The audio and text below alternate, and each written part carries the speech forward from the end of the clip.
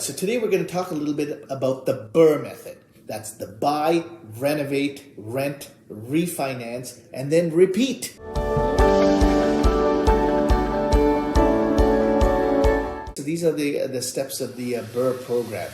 Now, the goal is very simple: to buy a property, to renovate it, and then pull out all or a good portion of your renovation costs along with your down payment. All right, so that's what we're going to talk to you about today. Now, if you like these videos, please hit the like button or the subscribe button and the subscribe button.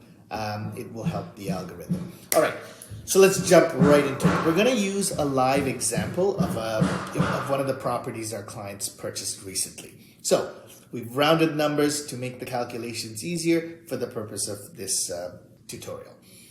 So purchase price, $700,000. This was a bungalow in Hamilton, Ontario. It was a bungalow that was purchased for $700,000. The client's objective was to raise the value of this property by creating a second unit, a legal second unit. So the client bought for $700,000. They had a down payment of $140,000, which is 20%. And let's add another $10,000 for closing costs. So you've got a total investment of $150,000. Now the bank will come back and lend you $560,000. Okay, so that's the purchase.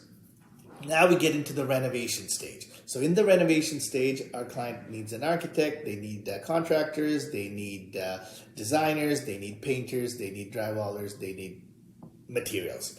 So in this example, the total cost of all of that was $150,000. Okay, so the renovations go along, and now the product is complete. The property has been granted legal duplex status. Okay, now step number 3. You go out into the market and rent this out. Okay, so you can rent this product out for $4,300, $4,300 a month, plus the tenant pays all the utilities. So that's the rental process. That's step number 3. Now the fourth step in the BRRRR method is the refinance. Okay, at this stage, you're going to go to your bank and say, hey, Mr. or Mrs. Banker, I have a property. It's worth more than I bought, and I want to pull out all of the equity. Okay, so the banker's going to come through. They're going to do an appraisal on the property, and in this case, the appraisal came in at $1 million. Okay, so the new value of the property is $1 million. The bank at that point says we can lend you 80% of the $1 million. Okay, so they're going to basically lend you $800,000 against the new value of $1 million. Now don't forget, there is an existing mortgage of $560,000 back when they purchased it. So the bank would now lend you $800,000 and pay off the $560,000. Okay, so you've got a new mortgage now for $800,000. The $560,000 has been paid off, and the difference, which is $240,000, is then deposited into your bank account. $240,000. Now remember, when you bought this property, you needed $150,000 as your down payment, and then you spent $150,000 thereafter for the renovations, a total of $300,000.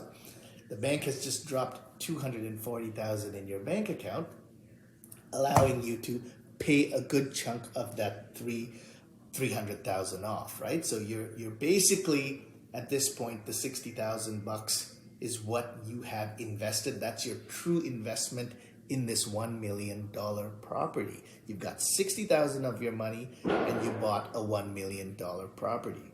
6% as a down payment of $1 million. That's a great deal, and this property also cash flows pretty nicely. So this is something that a lot of our clients are doing. We do this as well.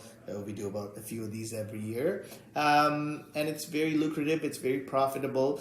It's all about going in there and turning the property and creating something that has more value than what it was when we started off with. And then the last step is to repeat. Okay, it's to repeat the process. Again, now that you've got all of this money back and you've only invested $60,000, go do it again and again and again. Okay, so this is the process. Hope you learned something. Hit like, subscribe, If you like this video, comments below, questions below, I'm happy to answer. Have a wonderful day.